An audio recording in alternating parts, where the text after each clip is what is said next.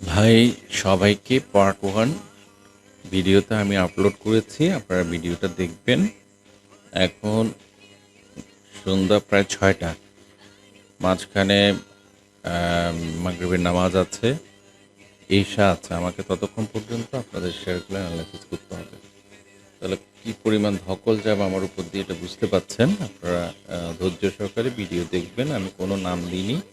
প্রতিটা ভিডিওতে মিনিমাম 10 থেকে 20টা পর্যন্ত শেয়ার থাকবে। শুরুতে হয়তো একটু কম দিয়েছি, আপনারা অপেক্ষা থাকবেন। এটার জন্য আগেভাগে পোস্ট করেছি, এখন পোস্ট হচ্ছে, পাবলিশ হচ্ছে, চেকিং চলছে। এটা আপনাদেরকে দেখানোর জন্য দিলাম। এই যে চেকিং, কোন একটা কিছু ফাউন্ড 1 হয়েছে, তো সেটা চেক করে যদি খারাপ হয় তাহলে আপনার ভিডিওটা আপনাদের কাছে পৌঁছাবে না, আর যদি ভালো হয় তো খুবই ভালো, পৌঁছায় গেল, এই আর কি। আমি শুরু করি আমার কাজ। তো আপনারা বিএসসি পর্যন্ত, কনফিডেন্স সিমেন্ট পর্যন্ত ওখানে পেয়েছেন। তো আমি এরপরে অন্য দিকগুলো শুরু করি। এখন দেখি অনেকগুলা ব্যাংকের আছে। আমি এসব্যাক দিয়ে স্টার্ট করি।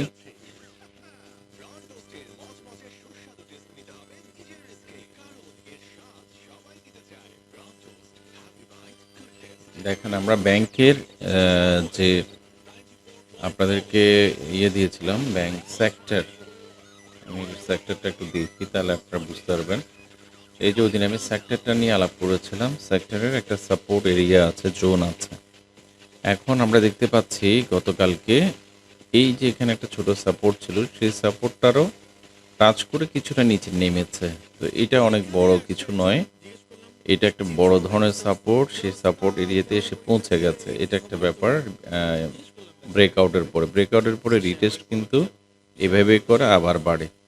আগামী দিন যদি ব্যাংক প্রেশার দিয়ে বাড়ে বা ব্যাংক নাও পড়ে, তাহলে এখানে একটা রিভার্সাল ক্যান্ডেল আসবে। সেই রিভার্সাল ক্যান্ডেল দিয়ে এরকম ছোট ছোট ছোট ছোট যেরকম পিনবার দেখা যাচ্ছে, এরকম কোনো একটা পিনবার আসবে। তারপরে হচ্ছে স্পিনিং টপ আসতে পারে, ডোজি আসতে পারে, অনেক কিছু হবে। তো যদি কাল আগামী দিন না পড়ে ব্যাংক, তাহলে সেক্ষেত্রে এখান থেকে একটা রিভার্সাল ক্যান্ডেল আসবে, সেখান থেকে বাড়বে। সেটা আগামী দিন আমরা নিশ্চয়তা পাবো, আজকে থেকে অগ্রিম বলা যাচ্ছে না। আর যদি কোনো কারণে আমি বারবার বলছি, সেটা যদি এখানে ব্রেক ডাউন হয়, তাহলে কিন্তু এটা আর একটু নিচে আসার সুযোগ আছে। তো সেই সুযোগটা হচ্ছে কোথায়, এখানেও একটা রেজিস্ট্যান্স লেভেল ছিল যেটা ব্রেকআউট হয়েছিল, সেটা হচ্ছে এই জায়গাটা। সেটা হিসাবটা একটু লম্বা, তবে অত লম্বাভাবে না আসলেও আমি দেখতে পাচ্ছি।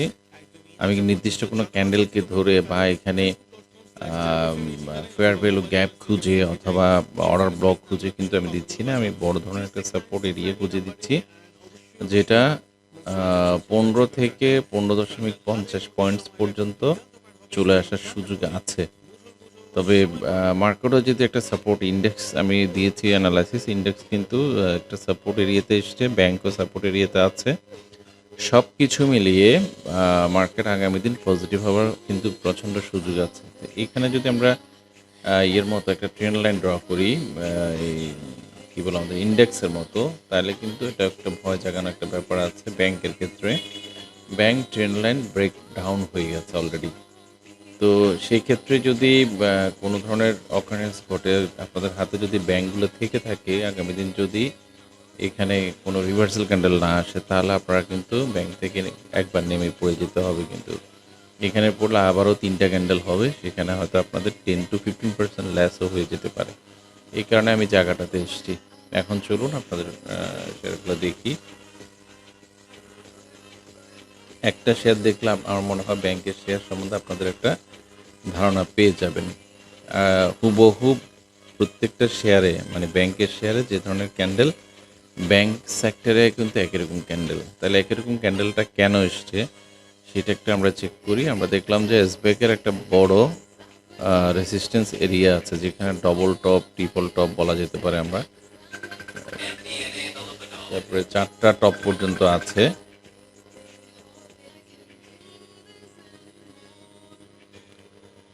তো ব্যাংকের যে রেসিস্ট্যান্স লেভেলটা আছে সেটা থেকে শেয়ারটা এখন ফলিং সিচুয়েশানে এসছে। সেই ফলিং সিচুয়েশান থেকে আমরা দেখতে পাচ্ছি যে এটা কোথায় পর্যন্ত আসতে পারে যদি বেশি পড়ে যায় আগামী দিন ব্যাংক। তো সেক্ষেত্রে আমরা দেখতে পাচ্ছি এখানে একটা সাপোর্ট এরিয়া মানে অ্যাকুমুলেশন এরিয়া ছিল যেটা পূর্বে অনেক আগে, সেটা একটা আমরা সাপোর্ট এরিয়া ভাবতে পারি, করতে পারি। সেটা আমরা একটু ছোট করে করি তাহলে আপনাদের সুবিধা হবে দেখতে। রেঞ্জটা হচ্ছে এটা এক্স্যাক্টলি। অ্যাসব্যাক যদি ব্যাংক যদি আরও পড়ে তাহলে সেখানে এখানে একটা গ্যাপ আছে, সেই গ্যাপের ক্ষেত্রে এটা 60 টাকা থেকে 60 টাকা 50 পয়সা পর্যন্ত এই রেঞ্জে চলে আসার একটা সুযোগ আছে, আমি যেটাকে ব্লক করেছি। তো আপনারা এটা একটু কাইন্ডলি খেয়াল করবেন। তা এক্ষেত্রে আমি অন্যান্য ব্যাংকগুলো আর বললাম না, আপনারা অনেকগুলো ব্যাংক রিকোয়েস্ট করেছি, যেমন মিডল্যান্ড আছে, ইসলামী ব্যাংক আছে, তারপরে হচ্ছে আরও অনেকগুলো ব্যাংক, যমুনা ব্যাংক, অনেকগুলো ব্যাংক দেখেছি, সিটি ব্যাংক আছে, তো ব্যাংক এশিয়া, ইবিএল, অনেকগুলো ব্যাংক রিকোয়েস্ট করেছেন। আপনি সবগুলো ব্যাংকের ক্ষেত্রে অলমোস্ট ব্যাংকের যে ইন্ডেক্স আছে, সেই ব্যাংক সেক্টরের যে ইন্ডেক্স আছে সেটার মতো করে এই শেয়ারটা যেটা বলেছি সেটার ক্ষেত্রে সব কিছুই প্রযোজ্য হবে। কারণ আমি এক ফাঁকে আপনারা তাহলে দেখেন, শুধু আমি মিডল্যান্ড ব্যাংকটা ডিফারেন্ট আছে, মিডল্যান্ড ব্যাংকটা নিয়ে বলি। মিডল্যান্ড ব্যাংক নিয়ে অ্যানালাইসিস দেওয়া আছে যে সাপোর্ট জোন বা এরিয়া ড্র করে রেখেছিলাম সেটার মধ্যে এসে পৌঁছে গেছে। আমরা এখানে যে গ্যাপটা আছে হয়তো বাড়লে এই গ্যাপে যেতে পারতো, কিন্তু সেটা একদিন বেড়ে আর যায়নি, পতন কিন্তু আবার স্টার্ট হয়ে গেছে। তো সেক্ষেত্রে এটার পতন থামবে 17 টাকা 50 থেকে, 17 টাকা 50-এ আপনি ধরেন, অথবা আমরা আর একটু এক্সটেনশন করলেও আরও পরে করব, এখন করা যাবে না কারণ এখানে সাপোর্ট এরিয়া আছে, সে অলরেডি এরিয়ার মধ্যে ঢুকে গেছে। তো এখন আর বেশি পড়ার জায়গা নাই, 1 টাকা কমার মতো অবস্থা আছে, তবে কখন বাড়বে এটা বলা যাবে না।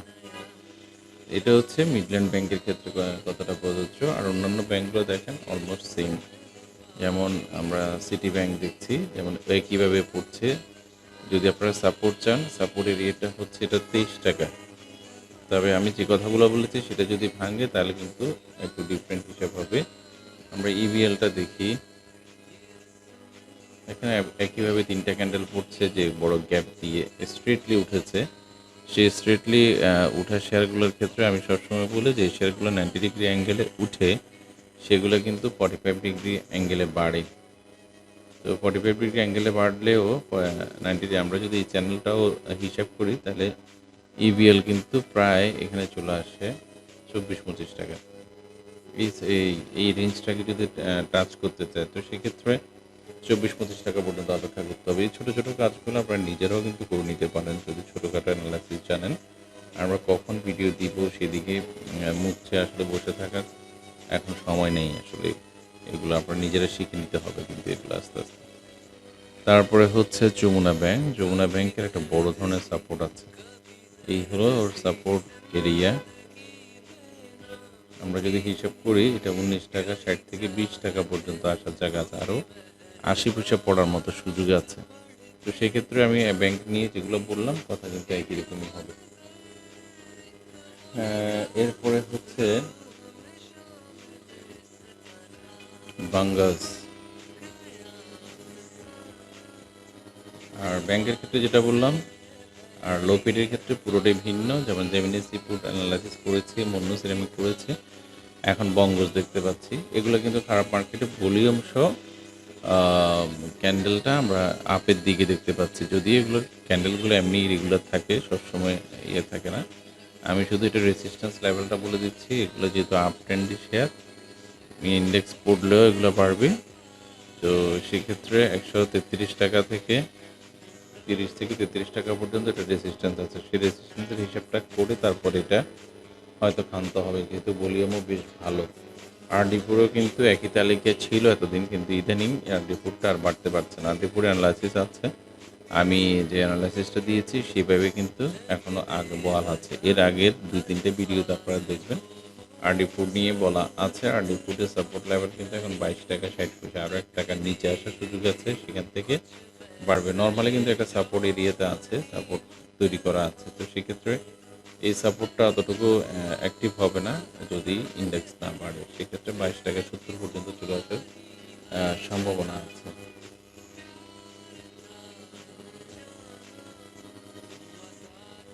গোল্ডেন সান আমি নিজে লিখেছি, নিজের লেখা ঠিক কত বুঝতে পারছি না কি লিখেছি। লেখা পড়তে কষ্ট হচ্ছে। গোল্ডেন সান আমি গত ভিডিওতে দিয়েছি, আপনারা ভিডিও নিশ্চয়ই দেখেন নাই।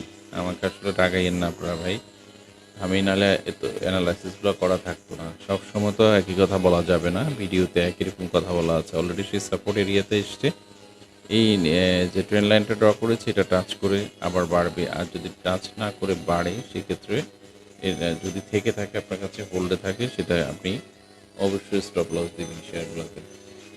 তারপরে হচ্ছে ইন্ডেক্স অ্যাগ্রো কিন্তু অলমোস্ট লো পেড শেয়ার একই রকমভাবে বাড়ছে, এমনকি বাড়ার সময় হল্টেড করে বাড়ে, আর পতনের সময় ধীরে ধীরে পড়ে। মার্কেট খারাপ হলে এগুলো আরও বেড়ে যাবে। একটা রেজিস্ট্যান্স পেয়েছিল 78 টাকায়, সেখান থেকে একটু কমার চেষ্টা করছে। এখন 76 টাকা আছে, 70 টাকা পর্যন্ত আসার একটা সুযোগ আছে। তো সেক্ষেত্রে আপনার কাছে থেকে থাকলে অপেক্ষা করবেন। আর আমি নর্মাল অ্যানালাইসিস বলছি, যেহেতু এটা লো পেড শেয়ার, সেক্ষেত্রে এতটুকু কমার সুযোগ সবসময় থাকে না। বরঞ্চ আমি আপনাকে টার্গেটটা বলে দিতে পারি, এটা 90 টাকা পর্যন্ত যাওয়ার একটা সুযোগ আছে। আপনি সেই টার্গেটটা খেয়াল করেন, কারেকশন শেষ করে সে কিন্তু আবার বেড়ে যাবে। কারেকশন শেষ করুক বা না করুক, যতটুকুই করুক না কেন। হচ্ছে ইন্ডেক্স, তারপরে হচ্ছে ওয়াইম্যাক্সও অ্যানালাইসিস দেওয়া আছে, একটা ডাউন ট্রেন্ড চ্যানেলের মধ্যে আছে, আগে বেড়ে গেছে। এই কথাগুলো বলতে বলতে আমি হয়রান। এখানে একটা বক্স ড্র করেছি, সবাইকে বলেছি যদি বক্স ভেঙে যায় তাহলে শেয়ারটা থেকে আপাতত স্টপ লস দিয়ে দিবেন, কারণ এরপরে গন্তব্য 22 টাকা 50 পয়সা। আবার একই জিনিস কপি করে বললাম। তারপরে হচ্ছে গোল্ডেন সান বলা হয়েছে, বিক্স ফার্মা কমন শেয়ার আছে অনেকগুলা। বিক্স ফার্মা যেহেতু সালমান সাহেবের শেয়ার, আর যদি বিক্স ফার্মার ম্যানেজমেন্ট চেঞ্জ করে গভর্নমেন্ট, অথবা গভর্নমেন্ট হাতে নিয়েছে, তাহলে ঘটনাগুলো হবে ডিফারেন্ট। তো হয়তো এরকম কিছু একটা হয়েছে, যেটার কারণে একটা কাপ করে ব্রেকআউট করেছে, সামান্য একটা রেসিস্ট্যান্স লেভেলে দুদিন ঘোরাঘুরি করে ব্রেকআউট করেছে। এখন আবার রেসিস্ট্যান্স লেভেলে এসছে 113 টাকায়। 113 টাকা এখান থেকে 113 টাকা থেকে শেয়ারটা 125 টাকা পর্যন্ত যাবে, তারপর কারেকশন করবে। একটু অ্যানালাইসিস দেওয়া আছে, আপনারা শুধু শুধু আমাকে কষ্ট দিচ্ছেন আসলে। তারপরে হচ্ছে ইএচএল, আমি ড্র করা থাকলে কিন্তু বলবো না। ইএচএল ড্র করা নাই। ইএচএল ফান্ডামেন্টালি অসম্ভব স্ট্রং একটা শেয়ার, মাঝখানে শুধু একবার ইপিএস খারাপ দেওয়ার কারণে এটা পড়ে গিয়েছিল।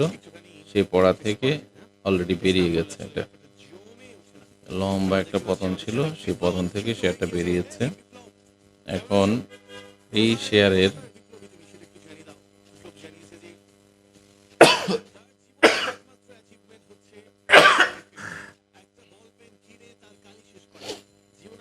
দুঃখিত, শেয়ারটার যে ডাউন ট্রেন্ড চ্যানেল ছিল সেটা ব্রেকআউট করে রিটেস্ট করে বাড়ায় স্টার্ট করেছে। বাড়তে বাড়তে এটা টার্গেট 130 টাকা পর্যন্ত যাওয়ার সুযোগ আছে। এখানে ছোট্ট একটা রেজিস্ট্যান্স ছিল, সেটাও ব্রেকআউট করেছে, খুব স্ট্রংলি ব্রেকআউট হয়েছে। সেই ব্রেকআউট শেষে এটা রিটেস্টের চেষ্টা চলছে। রিটেস্ট 3-4 দিন অলরেডি এখানে ঘুরে করছে।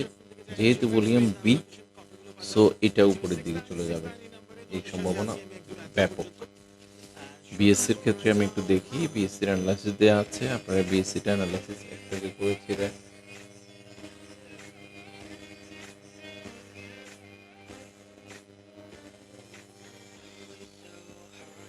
মনোস্পুলের একই রকম অ্যানালাইসিস দেওয়া আছে, আপনারা নিশ্চয়ই আমার পুরোনো ভিডিওগুলো দেখে নেবেন। রেজিস্ট্যান্স লেভেলে আছে, ব্রেকআউটের চেষ্টা করছে, ভলিউমও ভালো, ব্রেকআউট করলে বেড়ে যাবে যেহেতু লো পিট।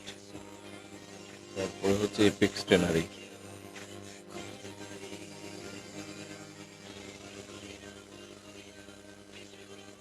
টেনারি শিল্পে এমনি বড় ধরনের ধস দেখা যাচ্ছে। তারপর এটা মোটামুটি খারাপ না, ভালোই বেড়েছে। অ্যাটলিস্ট নাবানা ফার্মার থেকে তো অনেক বেশি ভালো বেড়েছে, এটা বলা যেতে পারে।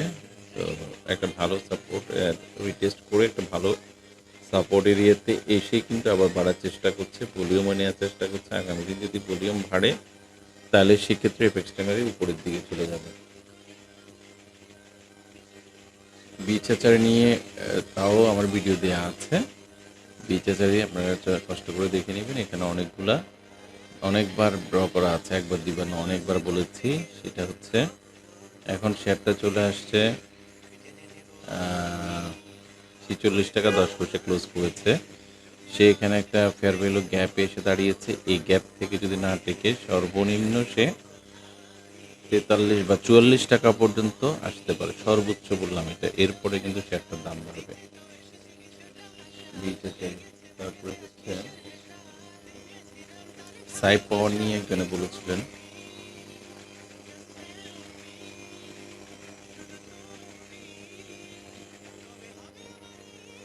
সাই পাওয়ারের কি হয়েছে রে ভাই জানি না, বাড়া তো দূরের কথা, উল্টা এরকম ভালো মার্কেটে অনেক পতন হয়েছে। 8 টাকা চলে আসছে, তার মানে এটা হচ্ছে ফান্ডামেন্টালি বড় ধরনের ডিজাস্টারে আছে শেয়ারটা।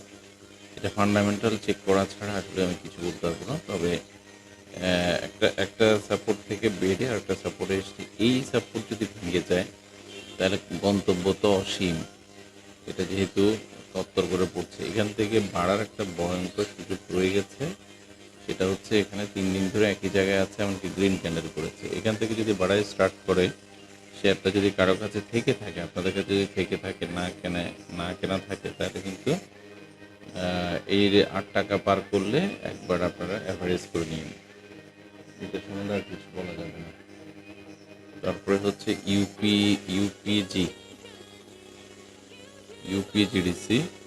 ইউপিজিডিসির ক্ষেত্রেও একই রকম কথা। এটাও কিন্তু যখন বাড়ে তখন কারো দিকে আর তাকায় না। খুবই উত্থানমুখী একটা শেয়ার বলা যেতে পারে। একটা সময় অনেক গেম টেম হতো, ইদানিং অনেকদিন গেম টেম হচ্ছে না। তো সেক্ষেত্রে এটা রেজিস্ট্যান্স আছে 155 টাকা। তার আগে গতকালকে যে বড় ধরনের এনগালফিং করে নেমেছে, কতটুকু কোন কোন সাপোর্টটা মেনটেন করবে সেটা একটু দেখার ব্যাপার আছে। এখানে অলরেডি একটা সাপোর্ট এরিয়া আছে 133 টাকা। এটা যদি ভেঙে যায় আপাতত এটা থেকে নেমে যাবেন, বাট আলটিমেট টার্গেট হচ্ছে 155 টাকা। অলিম্পিক খুবই ফান্ডামেন্টালি স্ট্রং একটা শেয়ার। অলিম্পিক আমি বলা আছে, আপনারা নিশ্চয়ই ভিডিওটা খুঁজে দেখবেন।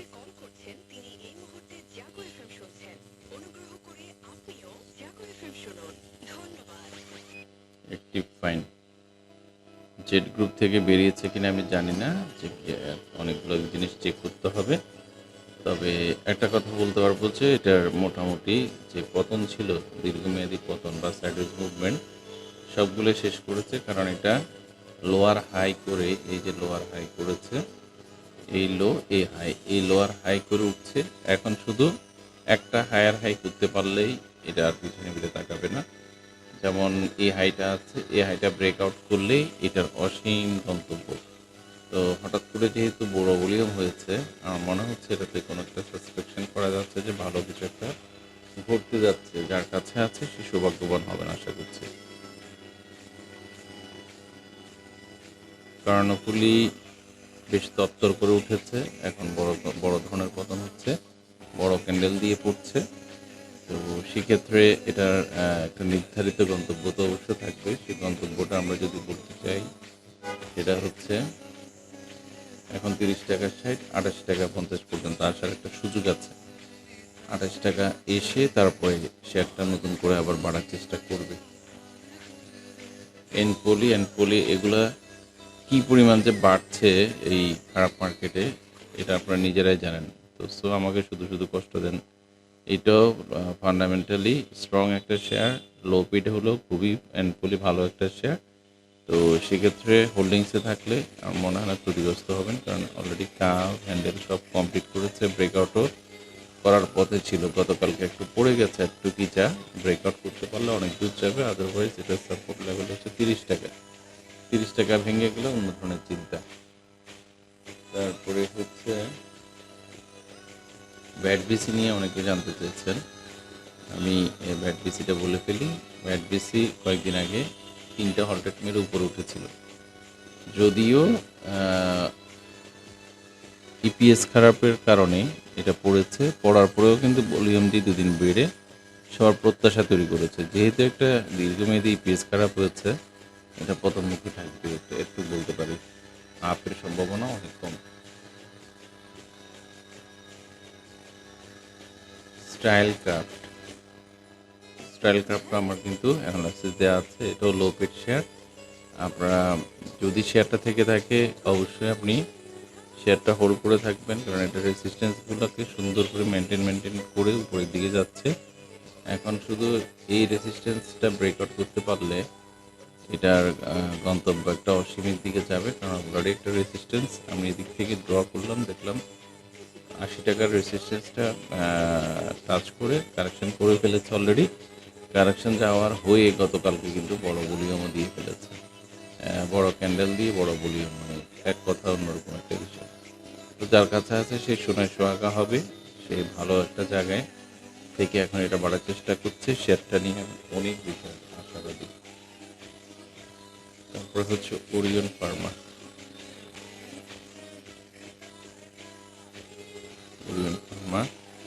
ওরিয়ন ফার্মা নিয়ে আমার এর আগে একটা ভিডিও সেটা হচ্ছে এটা নিয়ে অনেকে জানতে চেয়েছিলেন। আমি বলেছি এটা একটা সাপোর্ট এরিয়া আছে, সেই সাপোর্ট এরিয়াতে না এসে কিন্তু এটা বাড়বে না। তো সে সাপোর্টের দিকে আগাচ্ছে, এখন এটা গন্তব্য 30 টাকা, 29 থেকে 30 টাকা। এই জায়গাটায় এসে তারপরে সে একটা দাম বাড়বে। আইপিডিসি ফাইন্যান্সিয়াল সেক্টরের মধ্যে সবচেয়ে ভালো করেছে এবার আইডিএলসি। তো সেটা অনুসারে বড় ক্যান্ডেল দিয়ে সবাইকে ভালো একটা ধোঁকও দিয়েছে। সেই ক্যান্ডেলটা এনগাল্ফ করে ফেলেছে, 3টা ক্যান্ডেল মিলে 3 ব্ল্যাক ক্রস করেছে। এমনকি তার যে নির্দিষ্ট একটা অ্যাকুমুলেশন জোন, সেই জোনের মধ্যে সে ঢুকে যাচ্ছে ধীরে ধীরে। তো আশা করছি এখান থেকেই বেড়ে যাবে আগামীকালকে থেকেই। আর যদি কোনো কারণে এতে ব্যতিক্রম ঘটে 17 টাকা 50 হচ্ছে এটা লাস্ট গন্তব্য, এর নিচে আর কোনো আশা আমি সুযোগ খুঁজে পাচ্ছি না এটা, যদিও একটু ভলিউম কমেছে এই।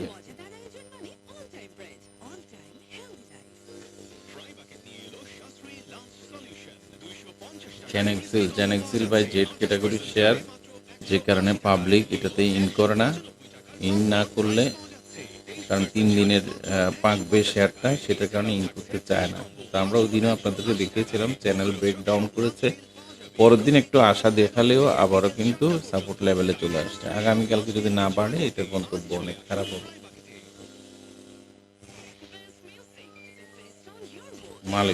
মালিক দীর্ঘদিন ঘুমেছিল, সেই ঘুম থেকে একদম অগ্নিগিরির মতো জেগেছে। সেই অগ্নিগিরির জায়গাটা মালিকের ক্ষেত্রে সবসময় ব্যতিক্রম ঘটে, যেহেতু প্লেমেক শেয়ার। আপনারা সবসময় একটা জিনিস খেয়াল করবেন, সেটা হচ্ছে এই যে লম্বা 90 ডিগ্রি অ্যাঙ্গেলে বাড়ছে, সেখানে ভলিউমটা হাই হচ্ছে কিনা। তো আমি দেখছি ভলিউমটা হাই হচ্ছে, 90 ডিগ্রি বাড়ছে। ব্রেকআউটের পর একদিন কারেকশানে করছে, রিটেস্ট করে আবার বাড়ার চেষ্টা করছে। এখন একটা স্পিনিং টপ দিয়েছে, এই স্পিনিং টপ পরে যদি কারেকশান হয়তো ভালো, আর যদি কারেকশান না হয় আর পিছনে ফিরে তাকানোর সুযোগ নেই, কারণ একেবারে গন্তব্য 40-42 টাকা, এটা ওই জায়গায় থাকে সবসময়। একমি পেস্ট, একমি লেব দুটোটাই বলেছে। একমি ল্যাব হচ্ছে ফান্ডামেন্টালি ভয়ঙ্কর একটা স্ট্রং শেয়ার। শেয়ারটা আমি কিছুদিন ট্রেড করেছি, স্লো হওয়ার কারণে একটা পর্যায়ে বেড়ে যেতে হয়েছে, লস দিতে হয়নি, বাট লাভও হয়নি একটু বলতে পারবো। তারপরে এই পতনগুলো চোখে দেখেছি আর এন্ট্রি নিইনি। এখন যেহেতু সে একটা ট্রেন্ড পাচ্ছে, বছরে একবারই বাড়ে, তো একবারই বাড়ার সময় দেখা যায় কি একবার ট্রেন্ডটা মোটামুটি যখন একবারে স্টার্ট হয়ে যায় তখন এটা আর পিছনে ফিরে তাকায় না। তো আমার কাছে এখন সেরকমই মনে হচ্ছে, এটার পিছনে ফিরে সহজে হয়তো আর তাকাবে না, এভাবে চ্যানেল টাচ করে করে উপরের দিকে চলে যাবে। তাহলে গেলে কতটুকু যেতে পারে, একটা গন্তব্য হচ্ছে 94-95 টাকা পর্যন্ত গন্তব্য থাকে, আর পতন হলেও 65 থেকে 70 টাকা, মাঝে মধ্যে একটু বেশি হয়েছে, এখানে 60-62 টাকা হয়েছে, আমি অ্যাভারেজ 65 টাকা বললাম। এই হলো 67, এটা হচ্ছে ওর অ্যাভারেজ পতনের জায়গা, আর ওখানে হচ্ছে 95 টাকা পর্যন্ত রেঞ্জ বলা যেতে পারে এটাকে। ডিবিএইচ ইন্ট্রাকো,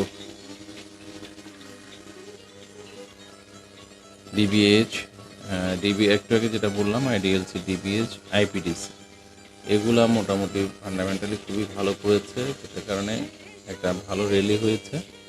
তো এই র্যালি শেষে এখন যদি চ্যানেলটা ভেঙে যায় তাহলে আরেকটু কারেকশন হবে। সেই কারেকশনটা কতটুকু হতে পারে সেটার একটা আমরা জায়গা খুঁজে বের করতে পারি আপাতত। এরকম একটা এরিয়া তৈরি করে দিলাম আপনাদেরকে। সেটা হলো 36 টাকা 50 পয়সা থেকে একেবারে 38 টাকা 50, 2 টাকার মধ্যে। তো আগামী দিন বোঝা যাবে এটা কোন জায়গাটা। আমি যেখানে ড্র করেছি কি 36-50 আসবে নাকি এটা 38-50 থেকে ঘুরে যাবে। এরপরে হচ্ছে ইনচাকো, সেটা হচ্ছে মোটামুটি মালাকের মতোই একটা শেয়ার। ইনচাকো সবসময় দাম বাড়তে থাকে এরকম। আমি ডাউন ট্রেন্ড চ্যানেল ড্র করেছিলাম, সেটা ব্রেকআউট করেছে। আর আপ ট্রেন্ড চ্যানেল ব্রেকডাউনের পরেও আবারও কিন্তু এটা চ্যানেল ঢুকে চেষ্টা করেছে। তো এখন আমি চ্যানেলটাকে এক্সটেনশন করা ছাড়া আসলে উপায়ও নাই, একটু ডিফারেন্ট ওয়েতে করতে হচ্ছে। আমরা যদি এইভাবে ধরি তাহলে আমি ধরবো যে সে আপ ট্রেন্ড চ্যানেলের মধ্যে এখনও আছে, এখনও ডাউন ট্রেন্ড চ্যানেলে যায়নি। তো সেক্ষেত্রে এখনও হোপ আছে। এটা একদম পড়ে গেছে বা চলে গেছে এরকম না। 21 টাকা 70 আছে। বিডি ল্যাম্প আবারও লো পেজ, একই কথা, মানে মুখস্থ দাম বাড়বে, এটা হচ্ছে কথা। এই যে অলরেডি রেজিস্ট্যান্স লেভেল পেয়েছে, মোটামুটি অনেকগুলো টপ পেয়ে গেছে সে। তো সবগুলো টপে এসে হয়তো কারেকশন নাও করতে পারে, কারণ দীর্ঘদিন একই রকম ফর্মুলাতে শেয়ার চলে না। এটা হলো ও তলানির একটা জায়গা যেটা রেজিস্ট্যান্স ব্রেকআউট হচ্ছে। এখন এক্স্যাক্টলি টার্গেট হচ্ছে যেখানে ক্লোজ থেকে এসছে 251 টাকা। তো সেই জায়গাটায় চলে যাবে, এটা ভলিউম বলে দিচ্ছে।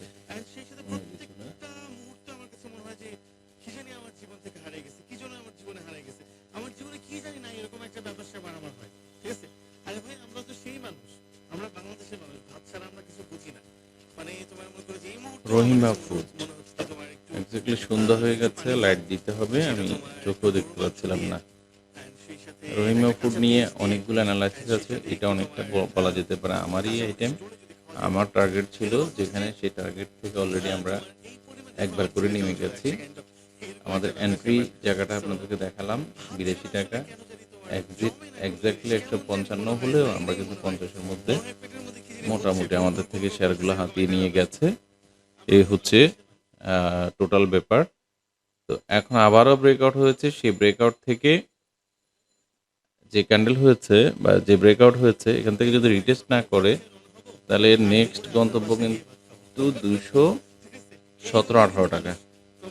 তো 217-18 টাকায় খুবই অল্প সময়ের মধ্যে চলে যাবে, যেভাবে করে রেলি হচ্ছে, যে ভলিউম হচ্ছে। এখনও আমরা কিন্তু এটাকে খাওয়াই না ভলিউম বলতে পারবো না, মানে অনেক সময় হয় না এটা খাওয়ানো হচ্ছে সবাই বলে। তো সেই খাওয়ানো ভলিউমের হিসেব বলতে পারবো না, সেটা এখনো হয়নি। আমরা চ্যানেল যদিও বলি, সেই চ্যানেলও ব্রেকআউট করা। তো এটা হলো চ্যানেল আমার ভিডিও পার্ট 2। আর একটা পার্ট রয়ে গেছে, যেখানে আরও 15টা শেয়ার আছে। যারা শেষের দিকে অনুরোধ করেছিলেন, আমি সেগুলো মাগরিবের পরে দেওয়ার চেষ্টা করব। ধন্যবাদ, সবাই ভালো থাকবেন।